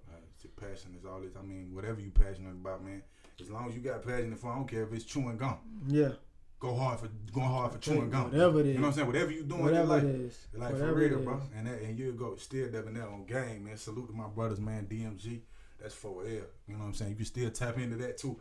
You know what I'm saying? But yeah, man, Daniel, I love this, man. Everything you doing, man. I'm gonna tell you live on your podcast, man. This the dopest podcast interview I've ever had. Appreciate that, King. You know what I'm saying? So for us to be able to really sit down here and chop it up, I mean, I feel like this is amazing. You know what I'm saying? And for this to be your first episode, but we got some work to do. I'm while you playing, I know who's gonna be doing my interviews or whatever opportunity I got. You see what I'm saying, bro? Keep going, man. This is hard, bro. Bro, like, I appreciate that, bro. I appreciate I mean that with everything in me, man. I appreciate that, man. It was a struggle coming into it because it's like, you know, we talked about it. It's just, but the thing is, I just had to force myself to do it. Right. You know, but knowing that, you know, the first interview of Food for the Homeless was somebody that, you know, I know and I trust, and somebody that's in the same struggle as me, it made it 10 times easy. And I hope that, you know, in the future, man, I know for a fact, we're going to do 100 more projects together. I ain't even got to hope. Yeah, I can feel it. I know for a fact it's going to be there, man. Yes, sir. But, you know, anybody out there that's like, this episode is about the musical artist and what it takes to be that. There you go. Right? So, if you're thinking about buying a mic, go buy it. If you're thinking about going to buy a mixer board, go do it. If you're thinking about going to buy a beat machine, go do it. Yeah. You know, right now we got. Don't wait on tomorrow, man. Don't wait on tomorrow, and don't wait on nobody. Go get it. Go get it. Like and back to a point that Cam said about independent, you know, musicianship. Like independence in the music industry isn't just coming about. It's coming from the fact that I can go and order a mic and a mixing board for $250 from Amazon. I'm telling you. You know what I'm saying? I know that, like, the quickness of life now, and it's not just quickness in Instagram and social media, it's everything. All around. It's a click away, dog. It's like, you can go get it right now. You ain't got to put your information in on the phone no more. You used to have to put your card in. It's autofill. Your card number is already in your phone. You go get it. We spoiled Go get it. That's real Go talk. get it. Please go That's get real it. Talk. But Cam, we're talking about organization, man. How can the followers find your music? Man, go get me, man. The Jones Connection EP was just released back in May. We still doing great, man. That's I'm gonna spell it because I know that's, you know, we spell it phonetically. Yeah. I give a little bit of history on that, man. Me and Cuzzo, we didn't want to we came up with it. Everybody was like, man, y'all should be the Jones Boys, and we was like, nah, man, we got to do something different. I got to add some flavor. So one of Cuzzo partners was like, man, the Jones Connection, but he spelled it the regular way, and I was like, well, I don't like the way it looked with CONN. So it's the Jones Connection, KENEKSHUN EP on all platforms, man. We got some dope records on there. First single was Who Can I Run To that came off and went on TV with Unsung, and we got Late at Night, and we also coming off with a couple more singles and visuals. You can follow me at I_am_Cam_Jones on all platforms. Pretty much all platforms. I'm one Cam Jones on TikTok, at I_am_Cam_Jones on Twitter, and Facebook is Cam Jones. That's my artist page, man. So y'all tap in. Plenty more to come. We're going on tour next year. Merch on the way. My brother Jaron, I guess I got some merch on the way. So I'm gonna be calling him when I leave because it sounds like he got the merch. He's doing the merch and everything, man. He got the t-shirt pressed for me. So it's up, man. You know what I'm saying? I appreciate the opportunity, the platform, the conversation, and the positivity, man. Go a long way. Straight up, man. So I just want y'all to know this don't come easy. Not at all. Cam, all of the things that Cam just described, he been working on for weeks, months, years. Oh God. So with him being a successful music artist he is, go put in the work right now, and you'll see it come to fruit later. Yes, sir. But continue to start to plant those seeds right now, and it'll come. But Cam, I want to thank you, bro. Thank you for coming on the Food for the Homeless. Hey, this is podcast, man. You always know it's dope when it go by fast and you don't want to end it. You know yeah, what I'm man. So really, thank you for coming on, man. Like I said, man, this is one of those podcasts. It's one of those journeys that I'm going on, that Cam is going on, that you going on, that you can go out and find your purpose in. So go find that and continue to search for it. If you haven't found it, if you don't get that feeling, continue to search. Yes, sir. So continue to look for it. Search. Go get it. That's what we gonna end it with, man. Real for motivation. Sure. You did. Ain't nothing in this life we can't do. You feel me? We already got our backs against the wall, but we got the rise every time. For sure. So yes, sir. So this is gonna be edited. Easy. So what we'll do now, bro, we just talk. Easy. You like that? I just need to say end it. No more. I just need to end it. Easy. Yeah, bro. So that's cut. Yeah, cut on that. So it's behind the scenes right here. Yeah, straight up, bro. Yes, sir. Bloopers, man. Yes, bro, I just keep thinking about the Young Dolph, bro. Yeah. Like, bro, what? Rest in peace to Young Dolph, man. How did that happen? So Being honest, bro. Like, how the fuck did that happen? I don't know who did it or none of that. I ain't into that. But it's just like, my thing is like, it happened in Nip first, right? Yeah. It happened in Nip, and then, you know, you kill somebody who talking about cryptocurrency before we even know what Bitcoin was. Mm-hmm. And then you go and kill Young Dolph who invested in all these properties. But like I told you, bro, that's not at the forefront of his message. Yeah. You know what I'm saying? Deeper than that, bro. It ain't because I hate to say it, but Bitcoin ain't what sells in music. Nah. He got to rap about getting shot 100 times before he rap about, bro, I got this property for my kids. I buy my kids a property every year. But he used to say it though. If somebody take me, my kids gonna eat forever. So it's like, straight up, yeah. I'm gonna be honest though, bro. And I hate to say this too. Every rapper that ever got murdered talked about getting murdered. Mm. So it's like, with everything that happened to me in the last 5 years, like literally no cap, yeah, everything that I've said is coming to fruition. Mm-hmm. So the power in words is just, you know what I'm saying? Like, if you put it out there, dog, you know what I'm saying? Yeah, hey, it's gonna come. It's gonna come. And I hate to say it like that because we losing some real legends as a black community. I mean, but you gotta be honest though. You listen to like, I keep bringing up my wife. My wife brought me Tupac's greatest hits, and every song he talks about dying. Yeah, dog, every single song. Like even if it's a major message before it, it's like I understand that you live in a type of life where you can see death, but if y'all don't read the Bible, bro, power in life is in the death of the tongue. Every word that we put out comes back. Come on, like you can't keep saying you're gonna die, like, and it's not. You know what I'm saying, motherfuckers, people, you know. We say what you say is gonna happen. Like yeah, like you can't keep saying that and thinking it's not gonna happen. I don't know, man. Like it just doesn't make sense. And I guess I don't want to say death is a trend, man, but it seems like sometimes it is. Facts. Like sometimes people want to trend because they think that me living close to that line or on that tightrope will make my followers listen. Exactly. All right, bro, you don't know who you playing with it. You playing with a spiritual force now. You think you playing with physical on Instagram, but spiritually you in a whole nother realm, a whole brother. different time. Like you gotta let that go. And it's like that's why, bro. To be honest, bro, and I ain't come on, man. Niggas, you know, Donnie, you from Bouldercrest, nigga. So I know, bro. We done been out here. You know what I'm saying? But it's like it come a point. I'm 32 years old, dog. I mean, I ain't one of them rappers that's scared to say my age. I'm 32 years old, and I've learned in my years. Like we done did all that street popping. We done did all that.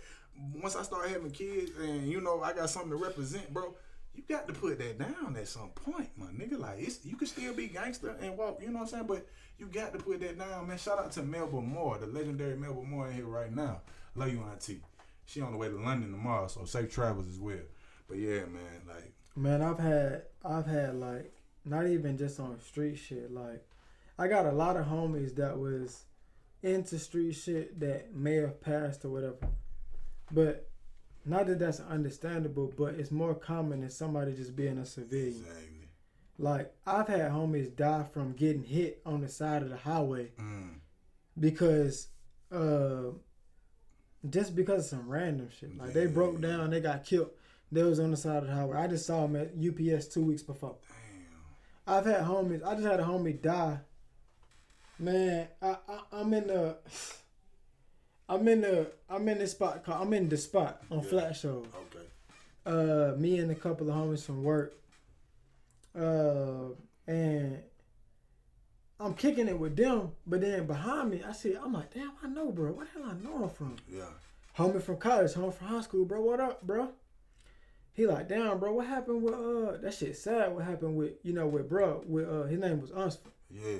So, Unsford ended up getting in a shootout with Atlanta police.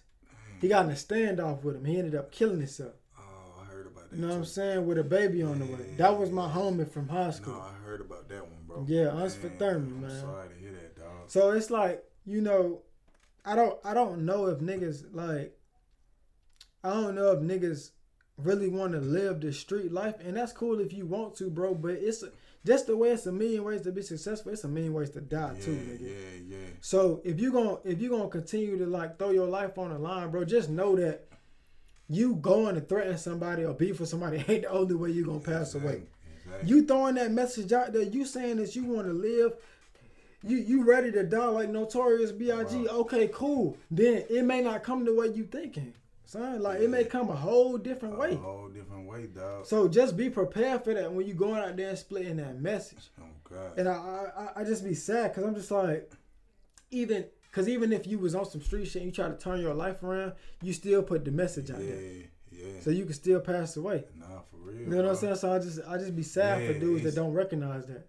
I mean, I'm gonna be all the way transparent, dog. Like I feel like the streets is like, it's just it's a sunken ship. Like, the sooner we realize that the government, these folks like that higher, they manipulating this shit. Mm-hmm. You know what I'm saying? Put the drugs in the hood, put it in the music. You see what I'm saying? Get even deeper, bro. The jail system run the music industry. Right. They putting the most bags up. Right. Why? Because they got the rappers talking about it. You feel me? Everything they doing, we want to go out and do.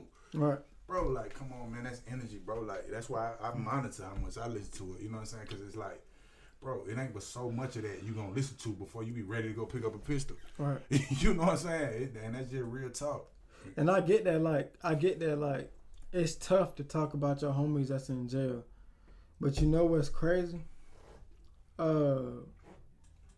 If you go and buy your homie commissary, right? It costs money to get him commissary.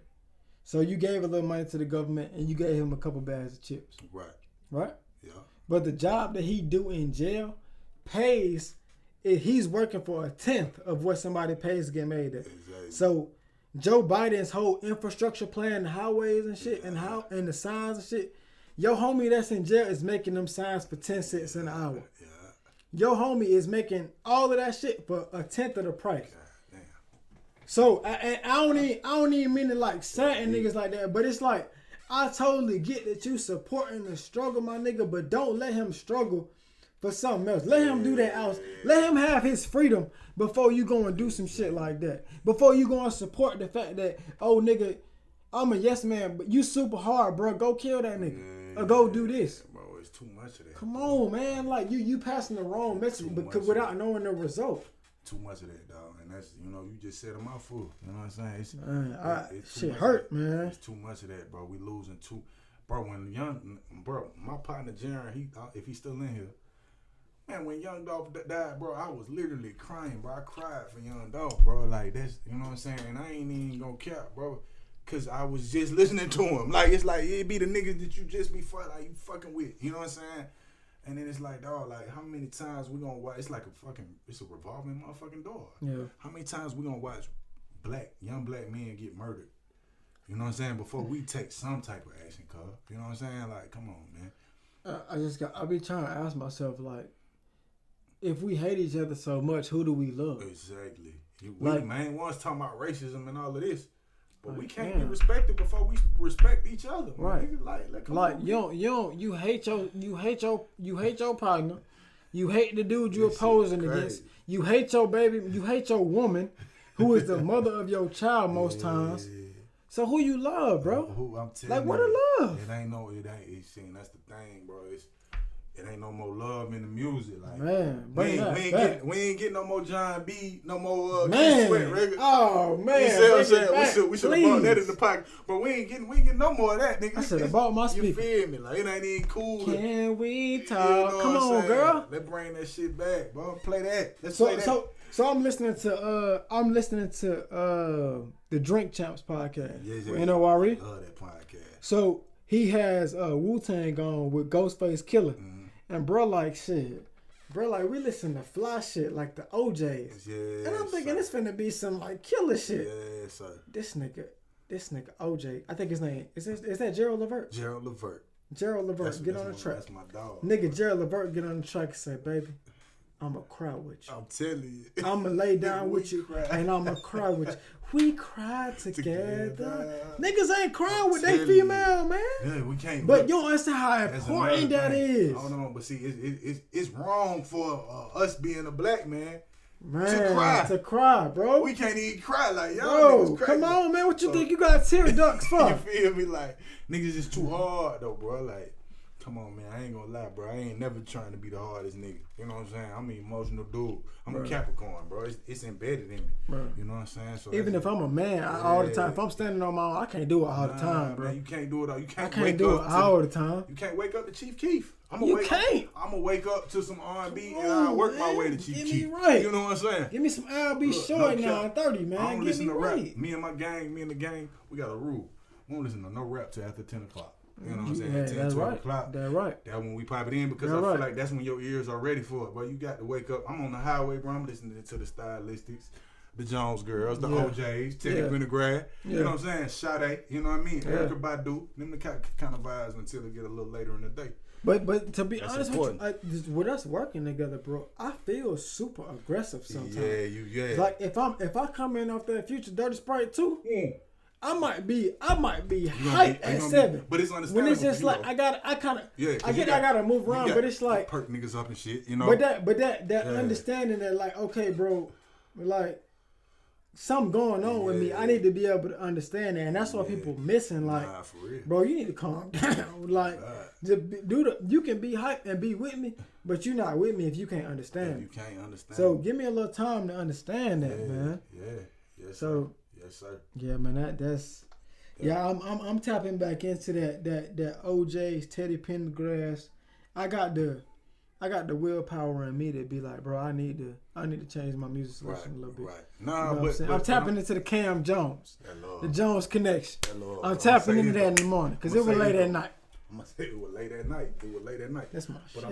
But that motherfucker hard. I'm actually finna put together like some type of package for that one. I'm gonna do an edited version, and you know, my mom, me and Dukes, we got a couple radio stations. She low key my mentor / manager too, man. So so she been showing me shit. So we gonna, you know, we getting that one together. Yeah. But I appreciate you, bro. Like, you know, you kind of showed me it's the world that we living in, man. And you know what you showed me with the job, and you know, being able, y'all embrace me, dog, from the muscle. And just so everybody know, man, this is my LC. This is my manager who I work with. Like, we real deal locked in. You know what I'm saying? But what I fuck with, bro, is just us brothers being able to come together in a quote-unquote corporate world. Yeah. And be successful. Yeah. And also, when you come to work, not necessarily have to sell. I can be me. Yeah, straight You see up. What I'm saying? Straight up. You can't find that, dog. Like, it's not easy to find that. You see what I'm saying? And I still remember the first time we tapped in on that on the Zoom, I already felt your energy and I knew you was solid. You know what I'm saying? Yeah. So for us to be sitting right here having this conversation, man, months later, I ain't even known you for a year of my life. You know what I'm saying? But it's special to me, dog. You know what I'm saying? And whether opportunities come your way or my way, you better believe with the interview we just had, you gonna be in my mind, bro. Like, okay, I got Dukes. I got somebody that I know can represent or whatever and can talk with intellect and make sure we make it happen. Yeah, bro. You see what I'm saying? So, bro, whatever. Yeah. I'm willing, and you know that's just God's plans, bro. Put us in each other's path, man. Like just making that happen. Being able to celebrate each other and also acknowledge each other's strengths. Yes, sir. Like I truly appreciate, you know, your musical composition, bro. How you put songs together. I appreciate that. Like you might think. Like my homie Terrence joking, we really vibe to that. Nah, because we not getting that. It was when bro. We not getting that, bro. Nah, dog, I got. We need bro. that. I'm standing outside, and y'all, and what I fought with over, y'all real Atlanta, man. So I'm standing outside talking to Terrence, and he was like, bro, like, no cap, bro. I was listening to another one of your songs. Yeah. And you hard, bro. This is his example. He was like, bro. He said, bro, you said so and so. And he said, bro, I could relate to that, bro. Like, he said, bro, and you just vibe, and y'all niggas is under 30. You see what I'm saying? Yeah. So, for that shit, bro, I ain't gonna lie, dog. That shit let me know, like, it's up. You feel me? Like, you know what I'm saying? Brad be on the same type vibe, and I'm a real humble dude, so I might not even, like, ever say nothing. You know what I'm saying? Like, I be cool. But when people, like, nigga, that shit sticks with me, bro, like, I promise you, like a gut punch. You know what I'm saying? I be at work, but I be wanting to go outside. Like, boy, y'all niggas is fucking with me, bro. That shit mean the most, dog. Like, man, I'm glad that it's a confirmation, but it's really a saving for us, bro. It mean the most, bro. Cause it's like we be listening to music and it's just like bullshit. We gonna deal with it, but it's just like, bro, we really need that touch. We really need that. We really need somebody to transition. We need the new Keith Sweat. Not that you a singer, but we need a new Keith Sweat. We need a new. we got the J. Cole and the Kendricks that are like what they call them, conscious rappers. Yeah, there you go. That bring the ideas, but sometimes you just need that soulful feel, bro. Something you can really feel in the morning. Exactly. You know, a lot of times you one thing I've noticed in the trends is a lot of people are tapping in with beat makers. So you got Nas with Hit Boy, you got a couple of people with Hitmaker, aka Young Bird, but they attached to the beat. Right. They attached to the sound, exactly, like or the sound of the beat. Right, bro. People like me and like my homies, we attach to that feel. We need that. Yeah. We need that, like we need that vibe that comes from like that soulful feel, and not only are you soulful, but you saying something. I appreciate that, dog. You know, so I mean, yeah, bro, that's what we appreciate, bro. We appreciate good music. I ain't gonna lie, bro, like that shit, cause I'm still on the rise. You know what I mean? Like I had some success, but I'm still on the rise. So when I say like, I ain't gonna lie, dog. Like when Terrence told me it was him, it was just what you just said. Yeah. And when I'm standing outside and he just randomly told me that, bro, and I was like. And it was in front of a few dudes. And you know how that be like, I was like, damn, okay, well, I ain't trying to, you know. So we had to like dance around the conversation, but it made me feel good. You know what I mean? Like, for real. Sure, man, you deserve it, man. If anybody give you flowers, you deserve them now. Nah, no cap, dog. You know, you're going to get them later, you're going to get them now, but at the same, like, just keep making your music, bro. Keep being great. Bro. It's amazing, bro. I ain't going to never stop. It's amazing, bro. We appreciate that, bro. I appreciate continue your family's legacy, like all of that. Yes, sir. You know, that's what life is about, man. You know, it's easy to get caught up in this shit, you know, the microwave stuff that's going on in this world. But when you got some real energy, you know what I'm saying? When you putting together energy, dog, energy don't lie. Yeah. Energy do not lie. Somebody can tell you anything. It don't. I can see and tell you any motherfucking thing. It could be straight smoke, straight cap. Yeah. But the feeling that I catch on the nigga, like me, I'ma size you up, bro. Like, okay. What energy do you give me? If I don't fuck with you, if I don't fuck with you, something wrong. Because it's like, you know what I'm saying? So, like, energy is everything to me, bro. And you got some people that just ain't got good energy. You know what I mean? Yeah. So, it's like, that shit mean a lot, dog. Because it's like, you know, I've been one of the niggas that keep a guard up a lot. Like, damn, somebody fuck with me, or am I doing too much? Or are they goddamn trying to snake me? You know what I'm saying? So, when somebody the only one? Yeah, it be like that, though. Like so, you be like, God damn, okay, well, this motherfucker genuinely fuck with me, bro. So that mean I'm doing something. But you know what's crazy? Even deeper than that, you can go and I feel like you can go and listen to a fast paced record. You go and listen to a Dolph record, or you can go and listen to a Young Boy record. Right. But when you go in the studio, it's all you. Yeah. Your energy is unmatched. It's unmatched. Yeah. You know, so when you make those records, you could tell that it's truthfully coming from you. Mm-hmm. So even if you, like any other black man in this world, bro. Yes, sir. Even if you question yourself or you think otherwise of yourself, you can always lean back on the fact that, man, my music coming from the soul. It's coming from a place I can't even explain. No cap. Cause it's just, you ain't got to think about it. It just come out like that. Right. Like, you know, just I'm gonna keep complimenting you, bro. I'm listening to your music. I'm just like, even if he listened to a fast paced record before this, I know that's just him, bro. That's just you. You can't help but make that music. I'm you can't help it. On the phone though, like yeah, you are, man. I'm, like everything. That's I'm you. Me. That's me. you. Like you know that's what I'm saying. You. But it's like I ain't gonna lie, bro. It's, you know, I just think my parents and my upbringing. You know what I'm saying? Because you know it's. And I'm gonna be honest, man. You know, everywhere I go, I was in the airport one time. The nigga goddamn was like, "Hey, dog, like, who the fuck are you?" And it's like, bro, I ain't even nobody that big yet. You know what I'm saying? I'm getting there, but it's like for somebody to just kind of get that energy from me, and it's like, now I'm like, little nigga, what make you say that? But he like, dog, like y'all niggas on the international side, and he was tripping. Yeah. And when I told him that my mama was the real star, because I was with her at the time, he was tripping. But you know, I say that to say this, bro, like energy is everything, man. You know what I'm saying? And whether it's music, whether it's just life, whether it's you know. We going to bed. Straight up. The energy that you go to bed on is how you gonna. You know what I'm saying? Say that again. I got a rule in my house. If we go to bed mad, we ain't gonna wake up mad. You know what I'm saying? Life too short. You feel me? So you know, I don't even like going to bed mad, but energy is everything. You know what I mean? So it's just like you know, you just gotta be mindful of that. You know what I'm saying? Mm-hmm. Like for real, bro. But I really appreciate that, man, because I'm a very soulful dude. You know, just. Almost too humble sometimes. You know, I don't never really like talking about myself. And so for you to sit me right here, man, and let me open up like this, bro, it just mean the most, man. You know, I had a few podcasts, few interviews, but we really got into it today. It's been amazing. You know what I'm saying? It's been amazing. Yeah. So. I mean, knowing you as long as I've known you, 6 months to a year. It's just listening to the different things you went through. I just be like, damn, bro. Yeah, like, it real. Yeah. It's first of all, it sucks how much as black men we gotta hold in. I'm telling you, yeah. Because a lot of shit you don't know. Yeah. Especially with you being humble, you don't know if you can release it and if a nigga gonna take it the way you think he gonna take it. Oh God, bro, and that be the thing, bro. Like that's a lot. Like I done been so many places where I don't like making people uncomfortable, especially right now. Yeah. So we not finna sit here and talk about my mom and aunts all day. That's just how I am. Yeah. So it's been certain times where motherfuckers might try to bring something up. I try to change the subject because it's like. I'm one of them guys, dog. I'm a regular ass nigga. You know what I'm saying? So it's like I don't really like making people feel like I'm shunning them or blasting my success on them constantly. Yeah. So for somebody from where I work to grab me and come have this conversation and give me my flowers and show their respects to me, somebody that I got respect for more than one reason, man. I ain't gonna lie, bro. You know this one gonna stick with me. You know what I'm saying? Like, yeah, man. I appreciate that, bro. It's just like I don't know. Maybe it's just me. I don't know if other niggas is different, but I don't know. I really don't.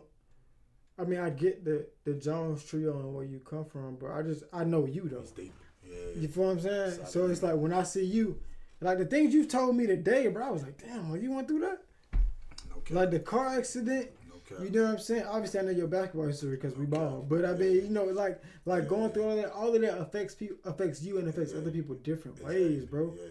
So it's just like, you know, like, I just don't, I mean, you already know this, but just don't ever downplay your story, bro, because I love to hear it. I appreciate it. And it's like, I struggle with that too, especially as a black man. Yeah. Like, sometimes I want to share something, but I'm like, damn, is he going to feel some type of way if I say it? You share yourself in. Or you think twice about it, but at the end of the day, what you doing right now is helping whoever listening.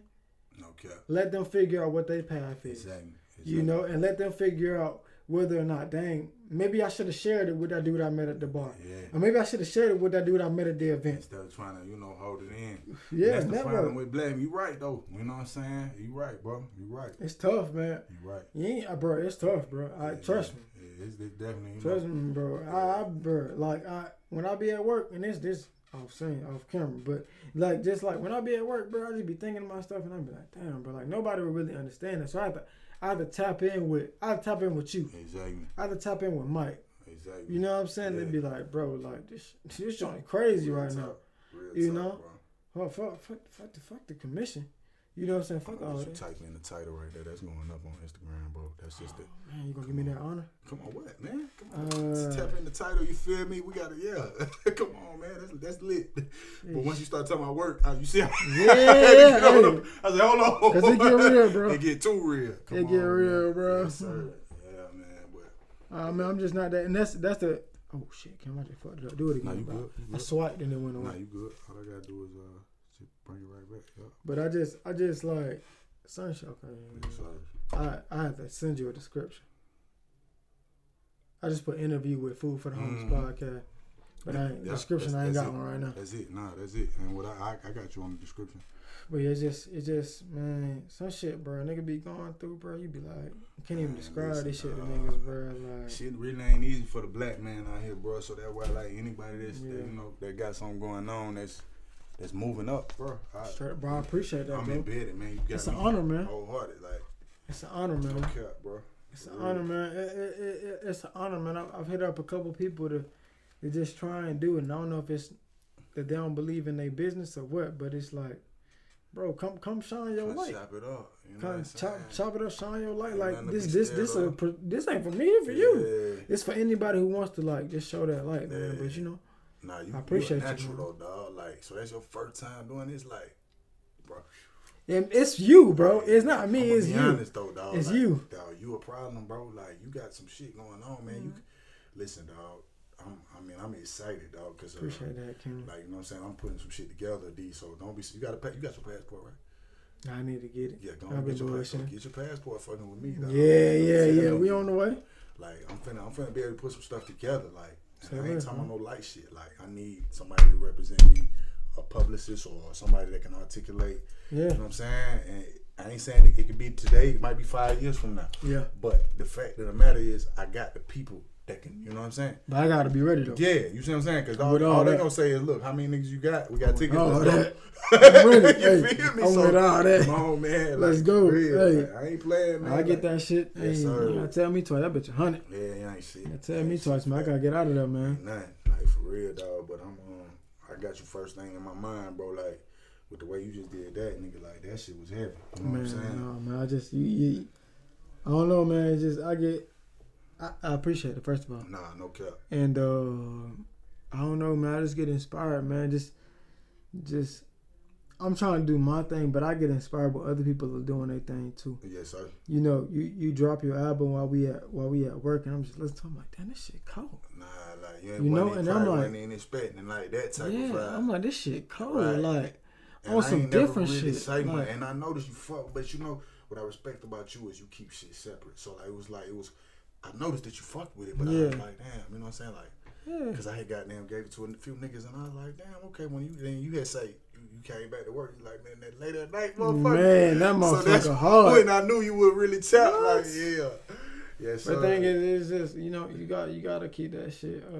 And I don't know if that's a personal thing or not, but it's like I'm dealing with Megan, man. I'm dealing with da.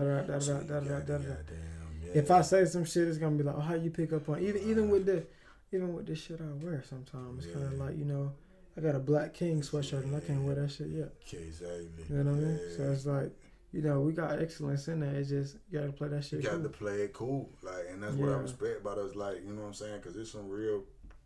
It's some real it's heavyweights some in niggas that not doing motherfucker. some shit. You see what I'm saying? Bro, some shit be killing me. Like, Yeah, but at I be the like, same damn, why you time, doing that? Yeah, So that's yeah. this right here was to like, this motivation came from celebrating you. Right. That's Like I get that it was cool to like inspire the youth, but I was like, damn, what I'm inspiring with? Right. I'm inspiring with somebody that's actually doing this shit, that's in the middle of this shit, that's making it successful. Really got down trying to make it safe.